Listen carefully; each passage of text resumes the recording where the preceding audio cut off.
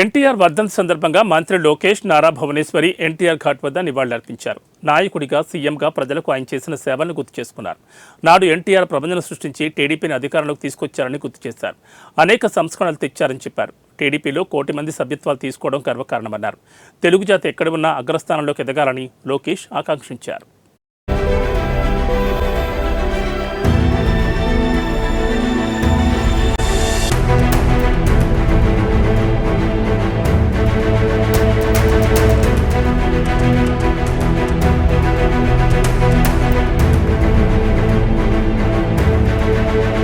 Media మిత్రులందరికీ నమస్కారం. విశ్వవిఖ్యాత నట సార్వభౌమ స్వర్గీయ శ్రీ నందమూరి తారక రామారావు గారి 29వ వర్ధంతి సందర్భంగా పెద్దాయనకి ఘన నివాళి అర్పిస్తున్నాం. ఎన్టీఆర్ అనేది కేవలం 3 అక్షరాలు కాదు, ఒక ప్రభంజనం. అటు సినిమా రంగంలో కానివ్వండి, రాజకీయాల్లో కానివ్వండి, ఆయన నంబర్ 1గా నిలిచిన వ్యక్తి. సినిమాలో మనం ఒకసారి చూస్తే, ఆయన చరిత్రగాను ఒకసారి చూస్తే అన్ని రకాల సినిమాలు ఆయన చేశారు. ఒక మార్క్ అనేది నిలబెట్టారు. దాని తర్వాత రాజకీయాల్లోకి వచ్చిన తర్వాత కేవలం 9 నెలల్లో ఒక ప్రభంజనం సృష్టించి తెలుగుదేశం పార్టీని అధికారంలోకి తీసుకొచ్చిన వ్యక్తి అన్నా ఎన్టీఆర్.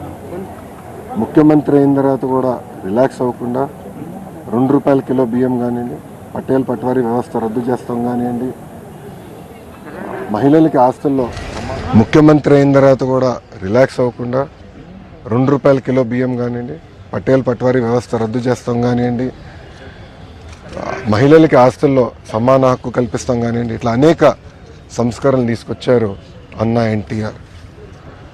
అన్నా ఎన్టీఆర్ వల్లనే ఈరోజు తెలుగోళ్ళు తలెత్తుకుని తిరిగే పరిస్థితి వచ్చింది. ఆనాడు భారతదేశంలో తెలుగోళ్ళు అంటే మద్రాసీలు అనేవారు.